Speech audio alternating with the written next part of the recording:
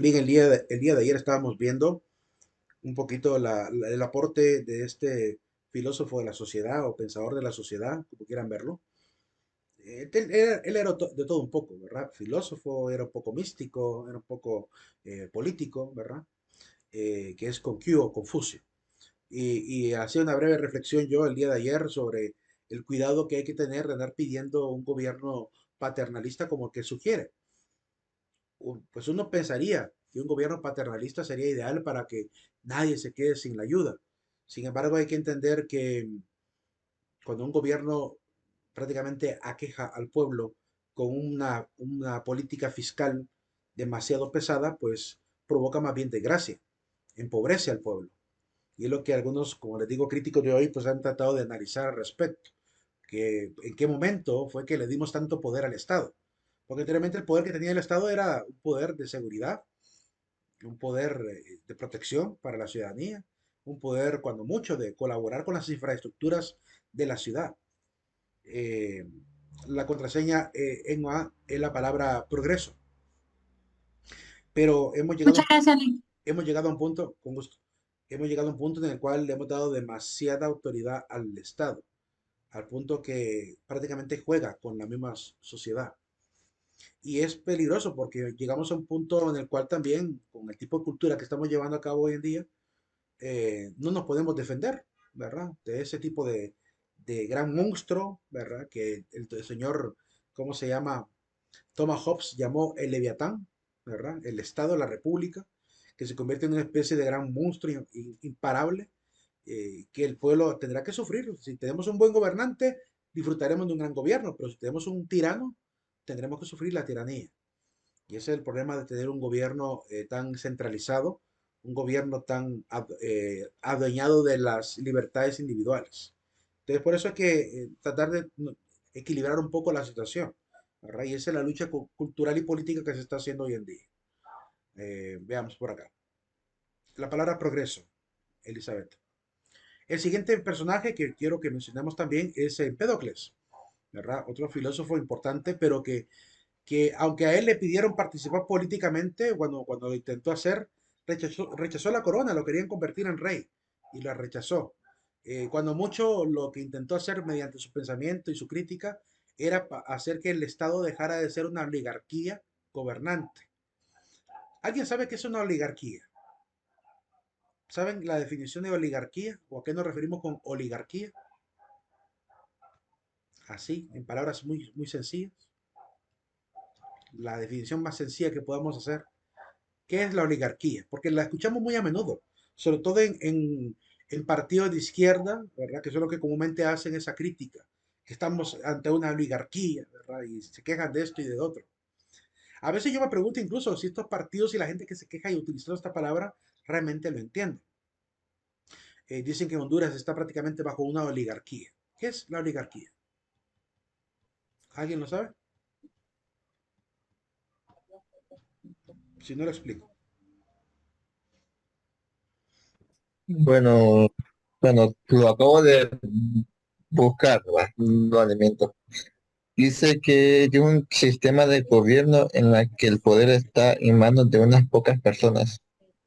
Sí, Pues, la palabra oligos hace referencia a pocos.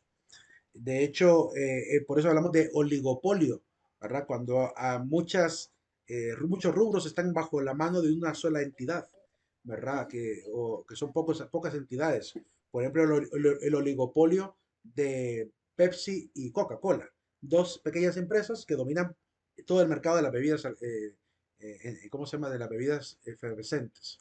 Y también en el poder, cuando hablamos de oligo y arcos, habla de poder en manos de pocos. Gracias por el aporte que nos has dado por leernos esa frase.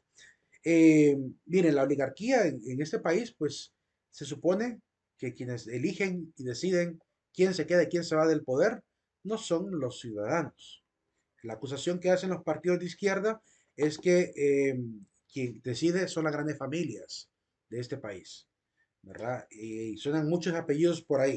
Alrededor del caso de don Juan Orlando Hernández se escucharon muchos apellidos. Alrededor de Carlos Roberto Flores se escucharon muchos apellidos. ¿verdad? Y son apellidos populares en este país de familias que se supone son familias pudientes. La palabra progreso mía. eh, Creer que realmente salir a votar no sirve de nada si al final ellos tratarán de impulsar a un candidato, pues hay que tener cuidado con generalizar y creer que realmente es así. No es tanto así. En este país hay que también bancarnos un poquito de la responsabilidad ciudadana. Es decir, sí puede haber familias interesadas con que un gobernante esté al frente del poder y lo impulsan y lo protegen y le ayudan económicamente para que sea popular, le prestan sus canales de televisión, sus periódicos para que todo lo que salga, salga siempre lo bonito del gobierno, como hicieron con Juan Orlando, ¿verdad? Hay periódicos en Honduras que nunca atacaron al gobierno de Juan Orlando, nunca dijeron nada negativo del gobierno de Juan Orlando, porque pertenecen a familias nacionalistas, claramente. Igual canales de televisión, que nunca hizo nada malo, ¿verdad? Entonces, hay que tener cuidado con los medios de comunicación, porque están también en manos de pocas familias, ¿verdad? Son parte de esto que llamamos la oligarquía. Pero tampoco es cierto que ellos son los que definen al final quién se queda y quién se va. Eso quizá era antes, ¿verdad? Pero actualmente mucha de la responsabilidad también está en manos de los ciudadanos que venden su voto, que no cuidan las mesas, que negocian en las mesas para obviamente falsificar y legitimar algunas papeletas para que no lleguen los votos, ¿verdad? Como hicieron ahorita en Argentina. Ahorita Javier Milei no ganó la presidencia de Argentina porque le cortaron los votos, ¿verdad? Agarraron las papeletas nuevas y las han cortado con tijera, las papeletas de Javier Milei, para que sean ilegales. Es decir, para que si alguien vota ahí, quede anulado el voto por el corte de la hoja. Y así es como mucha gente se quedó sin papeletas. Mucha gente no votó porque no tenía papeletas de Javier Milei. La misma gente de las otras bancadas llegaban con tijerita, ¡puf! Cortaban las papeletas, ilegal toda esa cantidad de impresiones. ¿Verdad? Astuta la gente que juega sucio en la política. Y en Honduras pasa algo parecido. Entonces, no, si bien es cierto que en algún momento hubo grandes familias, algunas familias, pocas familias en realidad, al frente de la política de este país, ¿verdad? Sobre todo en la época federal, hubo bastante familia al frente de la política del país. Tenemos que decir que ahora también mucha de la responsabilidad recae en el pueblo, que no entiende lo que es votar, que no entiende la importancia que es elegir a la gente más adecuada y que vende su voto, compra, se va en los camiones junto con los políticos para que les den su platito de comida y les presten la cédula, ¿verdad? Para votar en masa, para votar en plancha. Toda esa gente que sigue obviamente a los activistas políticos para hacer lo que le place al activista político a favor de su candidato es parte también de culpa del pueblo. ¿Verdad? Así que aunque sigan acusando que hay oligarquía en Honduras, no del todo, ¿verdad? ¿Hay familias influyentes? Sí. Oligarquía como tal, no sé, no es creíble. No es creíble porque si hubiese oligarquía exactamente como la entendemos en el concepto, doña Xiomara no sería presidenta, ¿verdad? Es decir, no habría podido ser electa, ¿verdad? Si al final en la elección del tribunal venden influencias y compran a los que sacan el resultado, ¿verdad? Porque eso es lo que haría una familia oligarca, ¿verdad? Asegurar que el tribunal al final saque como resultado, ¿verdad? A favor del candidato.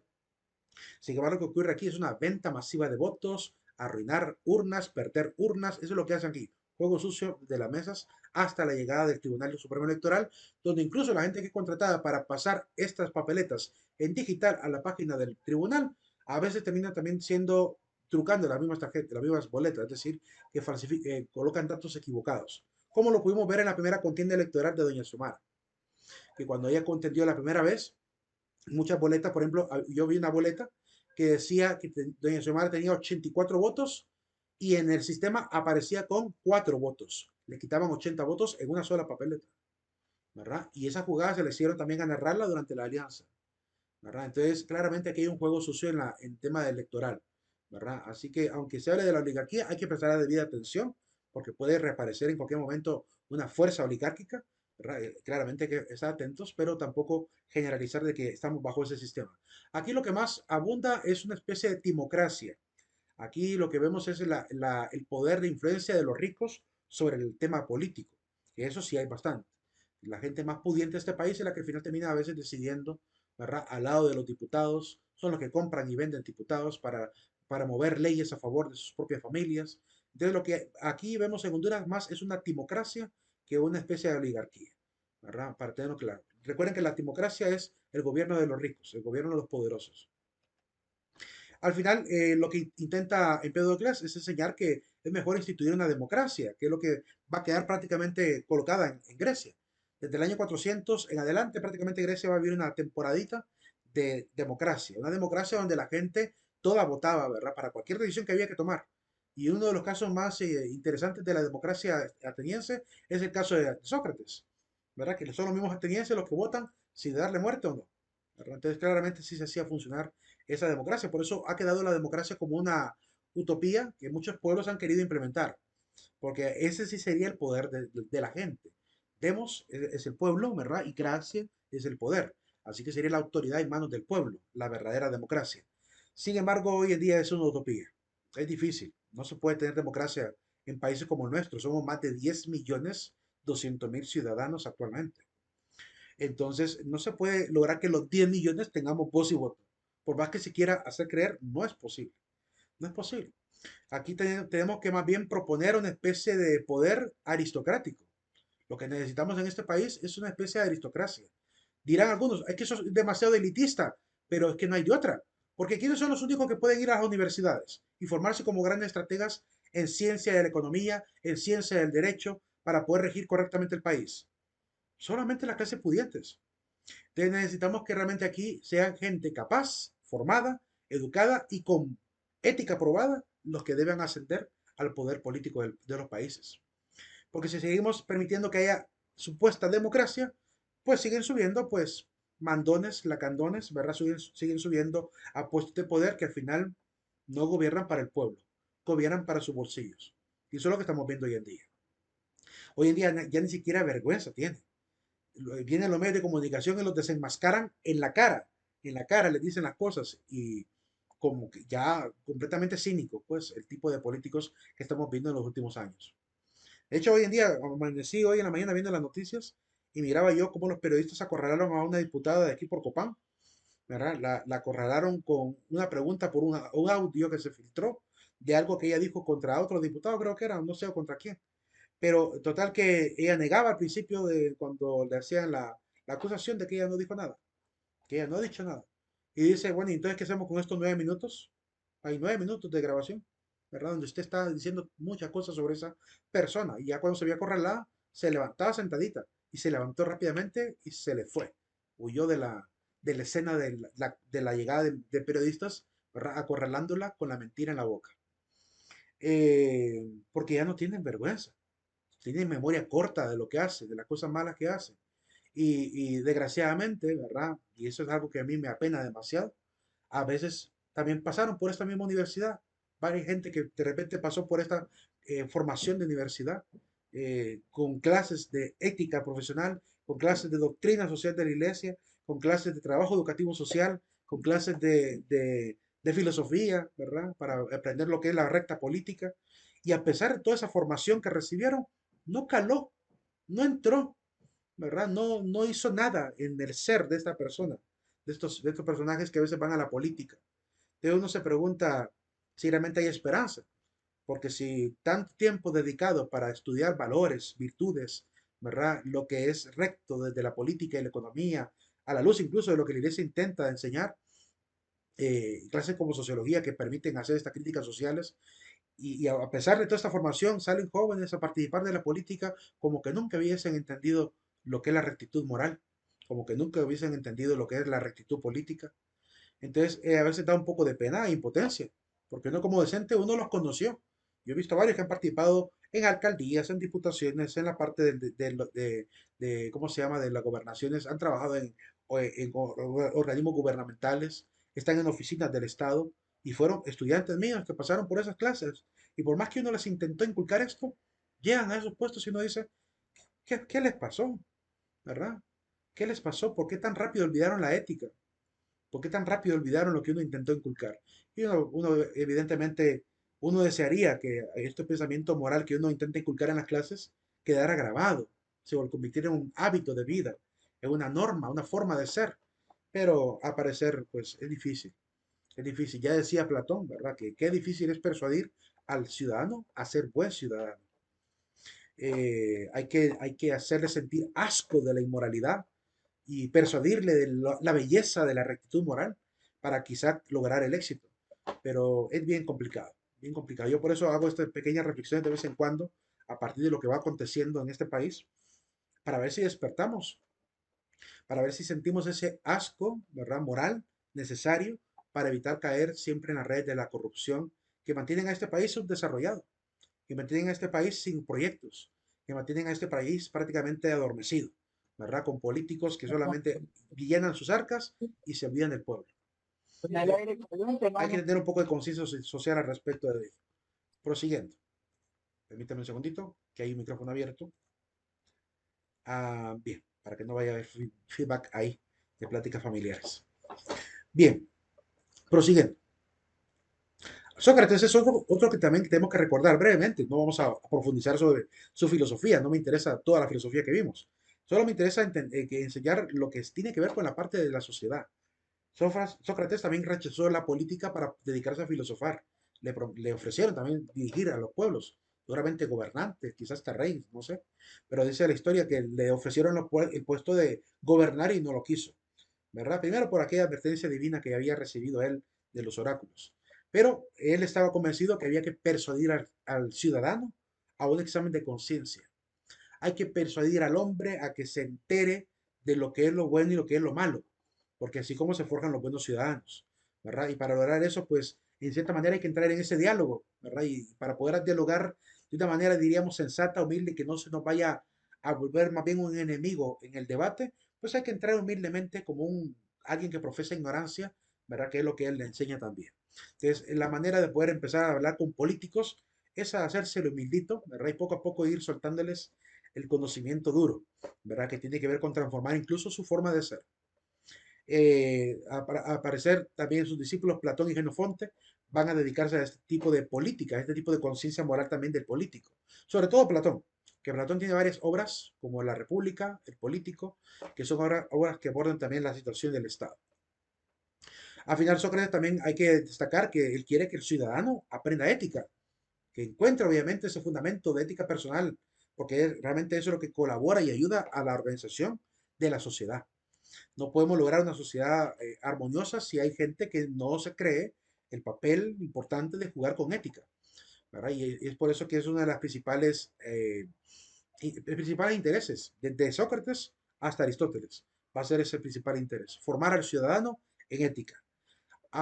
Les comento algo que ocurrió ahí por el año 2006, si no recuerdo mal, 2006 a 2007.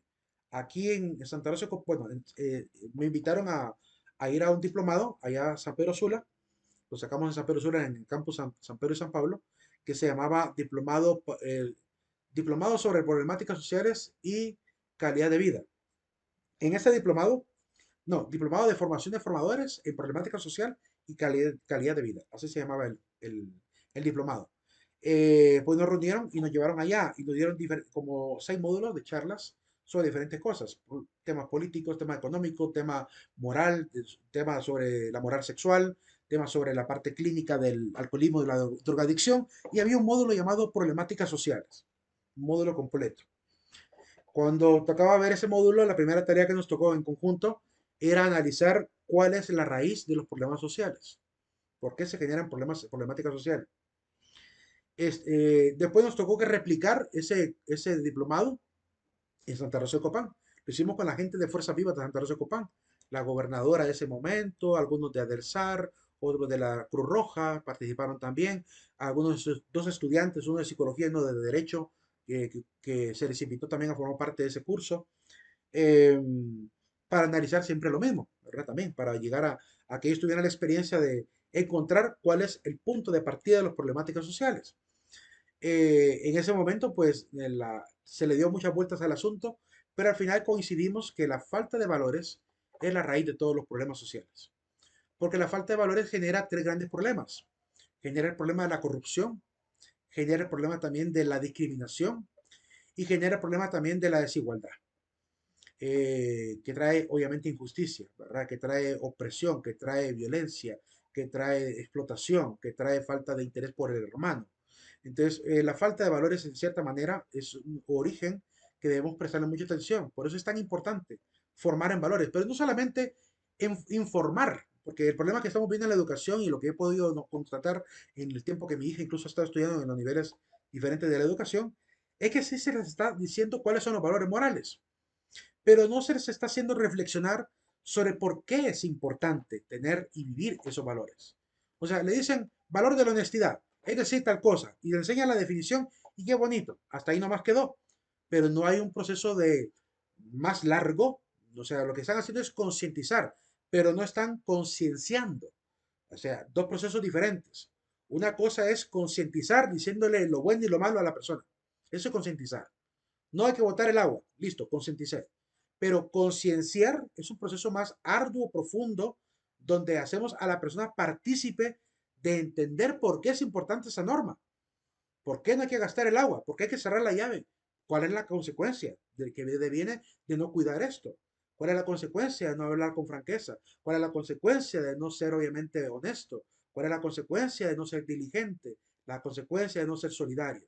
Entonces, esta parte de reflexión es la que hace falta a veces en las escuelas. Eh, o no se está haciendo mucho énfasis en ello, que es ahí donde está lo que Platón enseñaba, que hay que persuadir, hay que hacer que el joven sienta asco, porque hay que provocar esto, los filósofos eran claros, hay que hacer que el ciudadano sienta asco de la inmoralidad, hay que hacer que sienta asco de los delitos, que sienta asco todo lo que es inmoral, para que realmente pueda convertirse en un buen ciudadano. De esa manera construiremos una mejor sociedad. Entonces, la reflexión que traen estos pensadores sobre la sociedad es bien tremendo, ¿verdad? Y que tiene un impacto hasta el día de hoy.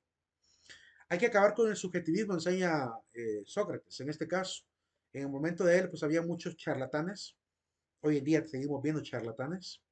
Gente que vende ideologías, gente que vende teorías, gente que vende doctrinas, que hay que tener cuidado con ellas, ¿verdad? Por lo cual hay que erradicar hay que luchar contra el subjetivismo. Claramente, la opinión de cada uno debe ser escuchada, pero como dijimos en el tema del relativismo moral, no podemos seguir siendo tolerantes y permisivos de que el que está equivocado imponga eso como que fuera verdad, porque eso es lo que está pasando hoy en día. Cuando dice Sócrates, cuando uno, en una comunidad cada uno piensa lo que le parece sobre lo que sea, la comunidad se disuelve. Y en este caso es justo lo que sucedía. Cuando cada vez que la gente pues, decía, es que esta es mi opinión y así yo lo creo, y no me interesa lo que tú tengas que decir, pues eso genera puro individualismo. Y una sociedad no puede ser, no puede estar sustentada o fundamentada en la actitud individualista de cada ciudadano. Es al contrario.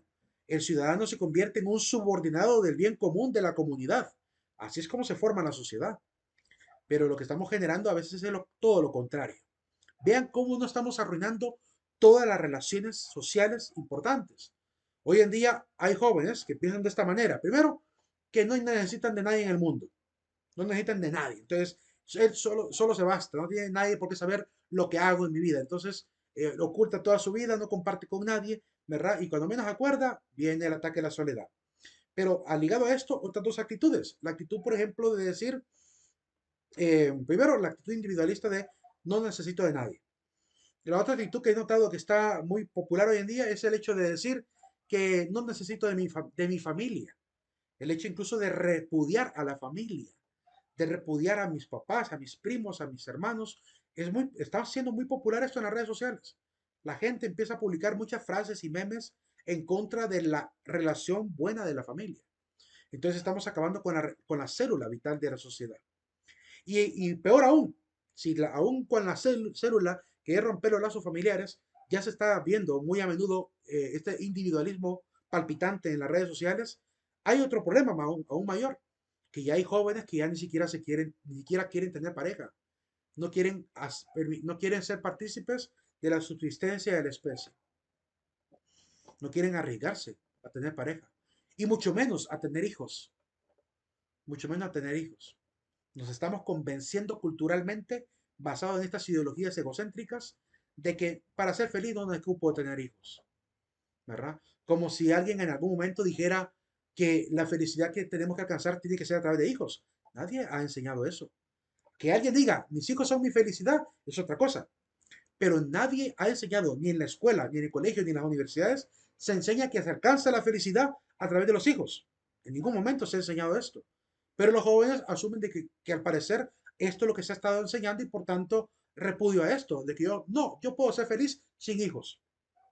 Están generándose una cantidad de generaciones de jóvenes que van a terminar viejos y solos, abandonados de todos sus seres queridos, lejos de la familia y sin pareja, viviendo con puros gatos y perros. Estamos destruyendo la sociedad con todo ese pensamiento egocéntrico, cobarde, porque es una cobardía decir, es que no estoy preparado para tener hijos. Híjole, nos dan mucho ejemplo los abuelitos. Es que ellos se regaron y sufrieron mucho por eso. Sí, pero por lo menos en el caso, yo les pongo el ejemplo claro de mi abuela.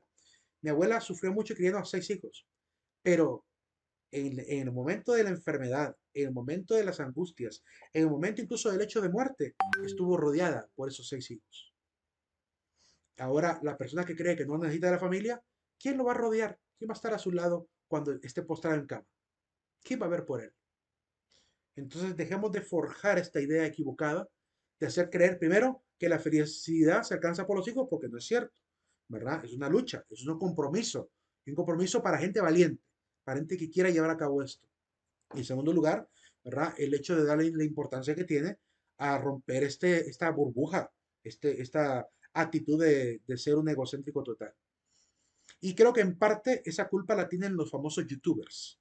Quiero echarle la culpa a ellos. Hombres como Auronplay, como el Rubius, que le han hecho creer a un montón de guirritos, de niños, ¿verdad? Les han hecho creer que realmente son felices estando ahí encerrados simplemente jugando todo el tiempo. Y de esta camada de jóvenes, ¿verdad? De jovencitos que siguen por millones a estos influencers, ¿verdad? Van a ellos mismos a las redes sociales a enseñar esto, de que para ser feliz no ocupo a nadie. Me basta ser como Auronplay, ¿verdad? Levantarme solo a jugar, prender el servidor, estar hablando lata todo el tiempo. No ser productivo, ni tampoco compartir con nadie. Es el tipo de paradigma que muchos jóvenes están aprendiendo por esas influencias. No quiero minimizar el humor que ellos hacen, que ese es su trabajo, ¿verdad? Hacer humor con lo que hacen. Y también de divertir a la gente, entretener a la gente. Listo. ¿Ganan dinero con ello? Listo. De acuerdo. ¿Ahora son exitosos por eso? Listo. Sí. Pero todo el mundo no puede ser así. Porque si todo el mundo se dedica a ser como Auronplay, se acaba la sociedad. ¿Sí? Y se arruina todo. Y nadie va a reparar el internet. Y nadie va a reparar las redes de computadoras. Nadie te va a reparar la computadora. No van a haber productores de computadoras. Se les va a acabar rápidamente el sueño de pasar como youtubers si dejamos de ser productivos. Más de alguno tendrá que ser valiente y arriesgarse por otro camino. Entonces, en cierta manera, como digo, este relativismo que vemos hoy en día, donde todo parece ser tan fácil, ¿verdad? Y renunciar a los compromisos que desde milenios la humanidad siempre ha llevado a cabo, trabajar duro, tener familia y crear hijos, es algo común de la especie, de todas las especies del mundo, ¿verdad? Eh, venir a cambiar la cultura solo por ser egocéntricos, realmente es lamentable, es triste, ¿verdad? Les pongo un ejemplo, un último ejemplo al respecto de este individualismo platicando con una persona a través de estos chats que pasamos debatiendo sobre la cuestión de Honduras.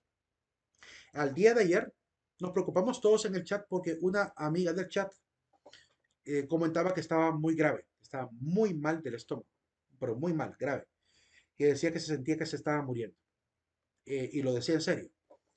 Y lo más triste, ¿saben qué fue? Que nadie podía darle auxilio, nadie. Porque primero ella se fue a un lugar bien lejos, vive en una colonia apartada de la ciudad, ¿sí? Lejos de la civilización, por así decirlo, ¿verdad? Y no había, obviamente, farmacias a las 11 de la noche abiertas tampoco. Y como pasa solitaria, no tiene familiares cercanos, vive sola, ¿verdad? Entonces no hay nadie que la atienda, que le ayude, que la auxilie. Ese es el tipo de jóvenes, y tiene 24 años. Ese es el tipo de jóvenes que están viviendo hoy en día su supuesta libertad y alegría y felicidad, ¿verdad? Cuando llegan los momentos duros de la civilización humana y de la naturaleza humana, ¿verdad? Se dan cuenta de lo importante que es ser sociables, lo importante que es tener a alguien cerca, alguien que vele por ti. ¿Verdad? Al final se convirtió a veces en una cuestión un poco, daba pena e impotencia no poder hacer algo por ella. ¿Quién por ella? No conocemos ni a la familia, ¿verdad? Aunque seamos los amigos en el chat con ella, no somos amigos de verdad, porque no está cerca de nadie, ¿verdad? Uno es en Estados Unidos, otro es aquí en Occidente, y ella está en San Pedro, ¿verdad? Entonces, claramente es un problema este tipo de cultura que los jóvenes están llevando a cabo, ¿verdad? Que dice, ah, yo puedo ser independiente y exitoso. Sí, de acuerdo, se puede lograr, ¿sí? Pero quiero decirles algo que Carlos Cuauhtémoc Sánchez, un escritor famoso un audio llamado Calidad Humana, dijo en esa conferencia. Es una audioconferencia. Dice que la felicidad estriba en el compartir. Dice que esa fue la conclusión que él sacó cuando un abogado exitoso en México lo invitó a su hacienda, repleto de ganado, piscinas, automóviles, la casa. Y le dice el abogado a Carlos Cuauhtémoc: Carlos, fíjate que toda mi vida trabajé duro, ¿verdad? Me aparté de familia, amigos y todo para tener lo necesario y darle lo justo a mi hijo, tenerle todo, ¿verdad? Hace una semana le compré una motocicleta a mi hijo, pero hace unos cuantos días mi hijo se mató en la motocicleta. Ahora estoy solo, no estoy solo, divorciado el hombre, sin hijo, sin esposa, solo, con aquel gran territorio, terreno, casa, pero sin los seres queridos. Y le dijo esto a Carlos: al ver todo esto, Carlos, te digo algo, al ver todo esto que tengo, me doy cuenta y me pregunto yo a mí mismo, ¿para qué necesito todo esto? Si es que la alegría que yo sentía de tener esto era para compartirlo con mi hijo, pero ahora ya no está. Entonces de ahí nació esa conclusión de Carlos, de decir que la verdadera felicidad estriba en el compartir, ¿verdad? ¿Quién puede comprar una isla, dice Carlos en esa conferencia, para irse a vivir solo, para vivir solitario, sin nadie? Pero nos están engañando en las redes sociales, haciéndonos creer que realmente esa es la forma exitosa de ser, ¿sí? Y nos están robando la felicidad que nuestros abuelitos lograron vivir, rodeado de nietos, ¿verdad? Celebrando las fiestas de familia, cumpleaños de cada uno, compartiendo ahí, los hijos y nietos preocupados por ellos, porque de mi abuela recibió ayuda tanto de mis papás y mis tíos, como también de nosotros como sobrinos, como nietos. Estuvimos pendientes de ella, la visitábamos en el hospital, le comprábamos cosas, ¿verdad? Y que no teníamos un deber directo, porque no somos hijos, somos nietos, pero aún así se puede ver el amor, porque la calidad humana de la persona logra acercar a la familia. ¿Saben qué pasó en la familia después de la muerte de mi abuela? Quiero platicar esta parte personal para que entienda la importancia de la sociedad. Que la familia parece que como que se hubiera disolvido. Apenas murió mi abuela, ya casi nadie llega a la ciudad. La gente que llegaba que de San Pedro, que de Ceiba, que de Mercedes, de todos los lugares para ver a mi abuela, para reunirse con ella. Ella era como el centro prácticamente de la familia. Los abuelos eran el centro de la familia. En muchas familias, tengo un amigo en San Pedro Sula que cuenta lo mismo, que son los abuelos, los ancestros prácticamente vivos, lo que mantienen unidos a los nietos y a los sobrinos y a los tíos y a todos ellos. Pero que una vez marchados ellos, prácticamente parece que sí, parece que se acaba la amistad en la familia, ¿verdad? Por eso es importante darle importancia a los abuelitos, a los papás, ¿verdad? Y que los nietos, enseñarles respeto a los nietos también sobre los ancestros. Porque realmente se está perdiendo esto, que permite que alguien pueda realizar su vejez incluso, que es derecho humano poder realizarse en la vejez, ¿verdad? Rodeado de felicidad, como tiene que ser. Pero mientras vivamos con este tipo de cultura que cada vez se vuelve más enfermiza, mujeres contra hombres, hombres contra mujeres, padres contra hijos, hermanos contra tíos, tíos contra sobrinos, que esa es la cultura que estamos teniendo hoy en día. Muy subjetiva, muy individualista, muy enferma. Entonces, Sócrates creía que para poder, obviamente, salvar esta sociedad, había que, obviamente, seguir la guía de la razón, que es la que nos ayuda a tener objetividad y la que nos debe de alguna manera hacer entender que lo que ahorita estoy diciendo al respecto de lo que estamos viviendo, pues es una verdad. Y los que estén solitarios viviendo en un apartamento solos, quizá ahorita no lo sientan porque de repente sus papás llegan de vez en cuando, pueden todavía ir a la casa. Pero cuando sus papás desaparezcan o ya fallezcan, ¿verdad? Nos daremos cuenta realmente de lo importante que eran. Entonces, por eso, ahorita más que todo, ¿verdad? Hay que aprovechar el tiempo con la familia. Ya viene la Navidad, ¿verdad? Y viene el tiempo de compartir. Vamos a compartir con familia. Volvamos a rehacer las paces y las relaciones familiares. Porque sea como sea, tarde o temprano vamos a necesitar de alguien. No somos islas. Somos seres sociables. Así nos definió Aristóteles. Es el que definió al hombre como un ser social. Le llamó zoopoliticón, un animal político. Es decir, un animal relacionado con la polis. Un animal relacionado con el pueblo, con la muchedumbre. Eso es por naturaleza el hombre. Y cuando nos olvidamos de tener relaciones humanas, estamos prácticamente contradiciendo la naturaleza humana y haciendo lo contrario a lo que la naturaleza humana necesita. Les cuento algo, dos cosas para terminar esta parte, para decir esa parte, dos anécdotas importantes. La primera tiene que ver con un hospital y la segunda con un video de esta guerra de Siria con, perdón, de Israel con Palestina. Primero voy con el de Israel-Palestina y después con el del hospital. Compartieron un video, se hizo viral un video de un niño que está todo triste, tembloroso, ¿verdad? Le están hablando los palestinos ahí, tratando de sacarle verdad, bueno, tratar de conocer que el caso, cómo se siente él, y preguntando si está bien. El niño le decía así, que está bien y todo, ¿verdad? Todo así temblorosito. Estaba el médico agachado a la par de él, uno de los paramédicos, ¿verdad? Y el niño parecía como que un poco controlado, no estaba llorando, ¿verdad? Y estaba solamente temblando, como en shock, porque seguramente vio la destrucción y la muerte de los familiares. Lo interesante del video, además de ser muy, que toca obviamente las membranas de la conciencia humana, lo más interesante que se me hizo a mí, por lo menos particularmente se me hizo muy interesante, es que el niño arranca en llanto hasta que el médico se levanta, se sienta a su lado y lo abraza. Apenas lo abraza, el niño como que rompe el shock y empieza a desahogar eso que estaba reteniendo, ¿verdad? Estaba reteniendo esto. Y hasta que entró en relación con el otro, el niño empezó a sanar, ¿verdad? A sacar esto que estaba ahogándolo por dentro, ¿verdad? El contacto humano, tan importante que es. Y esto es importante hacerlo ver, porque estamos también siendo muy lejanos. Ya ni siquiera se saludan de la mano, ya no se dan abrazos a muchas personas. Estamos viendo que la familia cuesta abrazar al papá, cuesta abrazar a la mamá, ¿verdad? Cuando es tan importante el contacto humano. Y con el contacto humano tiene que ver también la segunda anécdota, que esto tuvo que ver con un estudio que se hizo relacionado con la psicología humana. En un hospital tenían dos salas de niños, ¿verdad? Y quisieron supervisar qué es lo que estaba pasando porque había notas de que había notificación de que los niños de una sala solían morir más rápidamente que los niños que están en otra sala. Los otros niños se lograban sobrevivir. Entonces, cuando hicieron el estudio de cuál era la variable que estaba cambiando realmente la realidad de una sala con respecto a la otra, donde no se enfermaban, pasaban los niños deprimidos, llorando cada rato y muchos morían, y en la otra más bien se sanaban, se curaban y salían de alta, ¿verdad? Se pusieron a investigar qué es lo que pasaba en un lugar en otro. ¿Era la alimentación? ¿Era el medicamento? ¿Era la atención de los médicos? ¿Qué es lo que estaba pasando?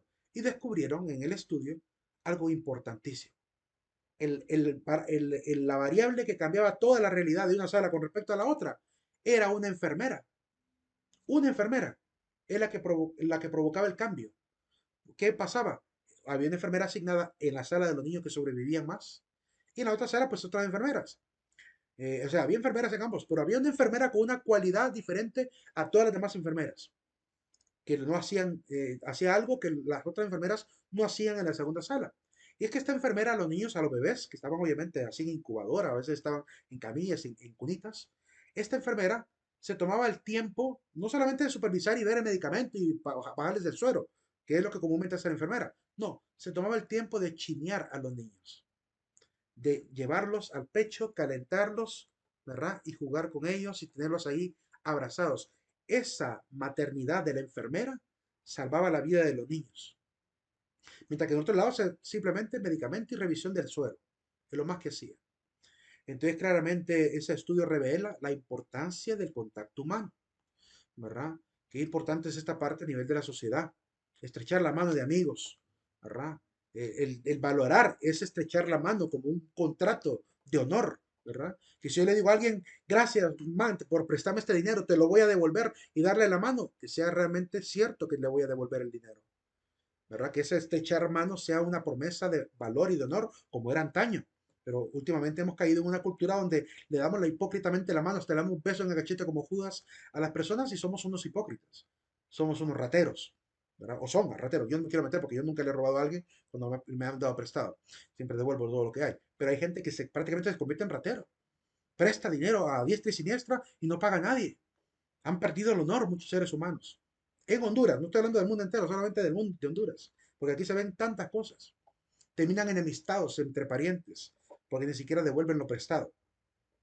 Hay que tener cuidado con ello, ¿verdad? Hay que mantener buenas relaciones sociales. y acabar con este individualismo con el cual lucharon ellos. Así nace la idea de que la razón es el mejor instrumento idóneo para ordenar la ciudad. Por eso es que la misma razón va a ser la que va a originar las grandes leyes, ¿verdad? Leyes que van a estar sustentadas por una búsqueda racional de las buenas relaciones humanas. ¿Verdad? La razón se convierte en un elemento importante. Tenemos que evitar también perder este uso de la razón hoy en día, porque muchas veces por una cuestión ideológica, como le platicaba al inicio, caemos en ese relativismo que es una falta de razón total. Por otro lado, tenemos a Platón, ¿verdad? Otro pensador también importante que hay que destacar. Permítame un segundo. Ahí está. Platón, en este caso, Platón va a escribir unas obras que va a intentar estudiar la sociedad. Ya lo mirábamos respecto a filosofía, cómo él clasificaba en tres clases sociales la sociedad y cómo relacionaba las virtudes con cada una de las clases sociales. Pero evidentemente su trabajo tiene que ver con tanto con la ética como con la política. Para él, prácticamente son hermanas, ¿verdad? Están de la mano. No se puede tener un buen político sin ética, pues, que es lo que de alguna manera entendemos a partir del trabajo de Platón. La sociedad para él no es producto de convicción, sino de origen natural. No es que simplemente nos pusimos de acuerdo para vivir así, sino que realmente fue necesario. La naturaleza misma nos convierte en seres sociables, ¿verdad? La madre cuidando a sus hijos, el padre cuidando a la madre y al hijo, ¿verdad? Es una célula social evidente. Y esta manera de protección, ¿verdad? Se extrapola obviamente a las demás relaciones humanas. El ideal moral de la sociedad y la persona es la justicia. Es la búsqueda de realmente todos los trabajos humanos. Porque una sociedad verdaderamente justa es donde se alcanza la felicidad, que es lo que tanto los mismos pensadores del mundo antiguo intentaron buscar. El estado ideal, para él, estaba formado por tres clases sociales: comerciantes, militares y reyes. Reyes filósofos, es decir, reyes pensadores, reyes estrategas. No se refiere a reyes de la carrera de filosofía, no, que reyes pensadores, sabios, pues, reyes sabios. Que es el tipo de presidentes o de reyes que deberíamos de tener. Desgraciadamente, el mundo parece que está lejos de eso, muy lejos de eso. Llegar a ver a un presidente o un gobernante y con una capacidad estratégica y una visión, ¿verdad? De desarrollo y progreso tremendos, cuesta verlo en estos países. Habla muy bonito durante la política electoral, pero a la hora del té no parecen que tuvieran la estrategia suficiente para poder llevar a cabo sus planes. Eh, y es triste, porque a veces llega la gente más inadecuada. El ejemplo claro, vuelvo a citar lo que acaba de ocurrir en Argentina. Ahorita acaba de ganar prácticamente las elecciones, las está ganando Massa. ¿Y Massa quién es? Es un pésimo economista. Es alguien que ha estado ligado al gobierno ya. Y a pesar de lo que ha sufrido el pueblo con el gobierno que está, la gente sigue votando por él. La gente sigue eligiendo a gente inadecuada. Ya ha estado prácticamente al lado trabajando por la economía de Argentina y no ha logrado sacar a Argentina adelante. Cuando tienen a otro economista como Javier Milei que no lo lograron poner y él tiene una capacidad superior en economía. Tiene mejor formación económica para poder ayudar al país. Sin embargo, la gente, a pesar que mira a dos personas, siguen votando siempre de forma tradicionalista, sin conciencia, sin razón, ¿verdad? Y eso es algo que también vemos aquí en este país. Aquí la gente elige por colores, elige por revanchismos, elige al más campechano, ¿verdad? En vez de elegir a la gente más capaz. Incluso hasta para los debates públicos, ¿verdad? A veces se enfrentan a gente que es muy sabia con gente muy inadecuada, ¿verdad? Como cuando vimos a don Marvin Ponce debatiendo con el doctor Nelson Ávila, ¿verdad? Cómo lo sacó de su quicio, don Marvin. Porque don Marvin es muy de pueblo, muy campechano, ¿verdad? Y un hombre también mal hablado. Entonces, que no respeta. Y lo llevan a debatir con alguien que es, bueno, podemos decir, es una de tantas eminencias formadas de este país. Hijos que se han formado en este país, como don Nelson Ávila. Un hombre muy sabio, muy conocedor, muy lector, ¿verdad? Un hombre de gran conocimiento cultural. Y lo llevan a debatir con alguien que no puede debatir, ¿verdad? Entonces, claramente es difícil ver un avance social cuando la gente a veces lleva a los peores a ser referentes de la opinión pública, ¿verdad? No digo que sea peor don Nelson, me refiero a don Marvin, ¿verdad? Que no es el más indicado para debatir públicamente. De hecho, hace poquito lo metieron a un chat en el que estoy, uno de los de Cosmopolitic, lo acaban de meter y apenas participó en el chat, es increíble. Es decir, se convirtió en el bufón del chat. Con respeto se ha dicho, pero prácticamente su forma de ser para dialogar no es muy honesta, no es muy sensata y solo entró a ofender y a tratar de hijuetantes a la gente ahí al chat, ¿verdad? Que da pena realmente que esa persona haya sido asesor del gobierno de Juan Orlando Hernández. Y sin embargo, no tiene la altura para poder hacer un debate serio, un debate que ayude obviamente a ver qué hay que hacer por este país, ¿verdad? Al final, después de ver que quizá lo notó, al final, la gente misma del chat terminó ridiculizándolo tremendamente por su participación tan infantil, ¿verdad? Y al final dejó de hablar, ya no está participando, no sé si volverá a participar en otro momento, pero si lo hace, híjole, de verdad, van a seguir haciendo lo mismo. Y ahí en el chat donde estamos de Cosmopolitic hay bastante gente muy conocedora, doctores, abogados, gente que ha viajado, que conoce del mundo, ha leído muchos libros, gente muy académica y que desgraciadamente a veces se encuentra con gente así, ¿verdad? Y que por eso terminan haciendo de reír prácticamente. Es importante entender entonces con Platón que los que deben gobernar deben ser sabios. Son este tipo de clases, dice él. La clase de una persona viene determinada por un proceso educativo que empieza en el nacimiento y continúa, ¿verdad? Hasta que esa persona ha alcanzado el máximo grado de educación compatible con sus intereses y sus habilidades. Los que completan todo ese proceso educacional se convierten en reyes filósofos. O sea, no está, aquí la frase es más bien metafórica. Es hablar de hombres pudientes y además sabios que saben cómo utilizar los recursos, que saben cómo administrar sus empresas y que si son puestos en el gobierno también van a hacer lo mismo. Son aquellas personas cuyas mentes se han desarrollado tanto que son capaces de entender las ideas y por lo tanto toman las decisiones más sabias. Un sistema educacional, enseña Platón, debe estar estructurado para producir estos reyes filósofos. O sea, es lo que pretendemos con la academia, lo que pretendemos con las universidades. El sueño de Platón era esto, que tuviésemos academias y universidades para formar a los futuros reyes filósofos. Es decir, a hombres y mujeres capaces, pudientes, capaces de regirse a sí mismos moralmente, para también regir moralmente también la sociedad.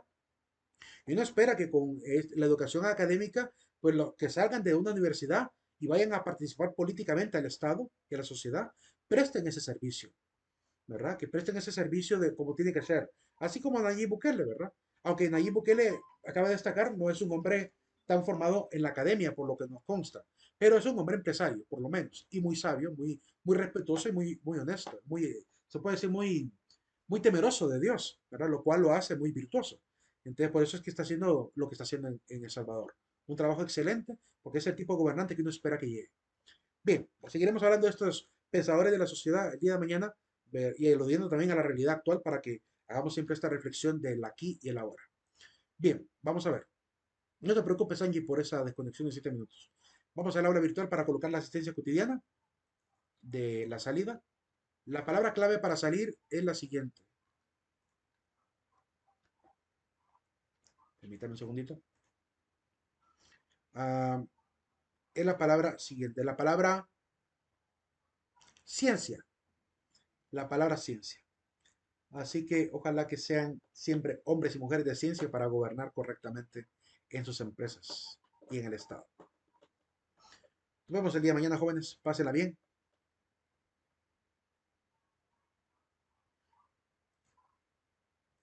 Vamos a ver.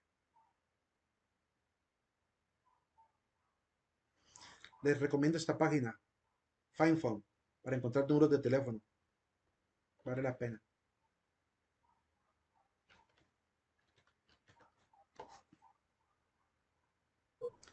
Feliz noche a todos. Buenas noches, Lick.